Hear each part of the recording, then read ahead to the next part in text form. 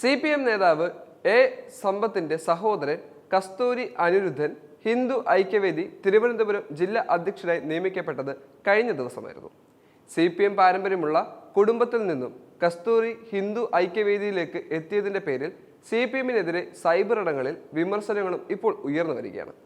എന്നാൽ തന്റെ പിതാവിന്റെയും സഹോദരന്റെയും പാർട്ടിയെ തള്ളിപ്പറഞ്ഞ് രംഗത്ത് വരാനിരിക്കെയാണ് എ കസ്തൂരി ഇപ്പോൾ. CPMനെതിരെ രൂക്ഷ വിമർശനമാണ് അദ്ദേഹം ഇപ്പോൾ ഉയർത്തി വരുന്നത്. ഭാരത സംസ്കാരത്തെ തകർക്കാനാണ് ഇടതു പാർട്ടികളുടെ എല്ലാം കാലത്തെയും ലക്ഷ്യമെന്നും ഹിന്ദു ഐക്യവേദി തിരുവനന്തപുരം ജില്ലാ അധ്യക്ഷൻ കസ്തൂരി അനിരുദ്ധൻ വ്യക്തമാക്കിയിട്ടുണ്ട്. തെറ്റിദ്ധരുത്താൻ ഒരിക്കലും CPM തയ്യാറായിട്ടില്ല. ഇടത് സ്വീകരിക്കുന്ന സമീപനങ്ങൾക്ക് എതിരായ നിലപാട് സ്വീകരിക്കുന്ന സംഘടനയാണ് ഹിന്ദു ഐക്യവേദി എന്നും കസ്തൂരി വ്യക്തമാക്കി. CPMന്റെ അഭിസംബോധന രീതികളെ പോലും കസ്തൂരി വിമർശിക്കുകയും ചെയ്തു.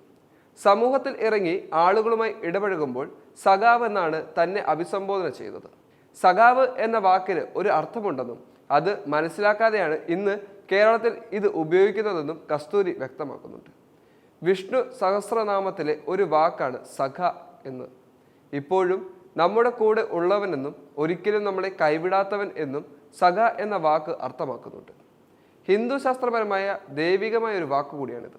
ഹിന്ദു ഐക്യവേദിയുടെ സാധാരണ പത്രപ്രവർത്തകനായി മാത്രമാണ് ഇതുവരെ പ്രവർത്തിച്ചിരുന്നത്. ശനിയാഴ്ചയാണ് അധ്യക്ഷനാകുമെന്നുള്ള വിവരം അറിഞ്ഞത്.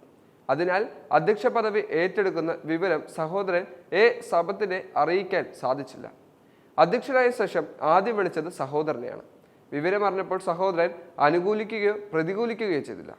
അഭിപ്രായം ആവശ്യമെങ്കിൽ സഹോദരൻ പരസ്പരം ചോദിച്ചറിയാറുണ്ടെന്നും കസ്തൂരി വ്യക്തമാക്കി.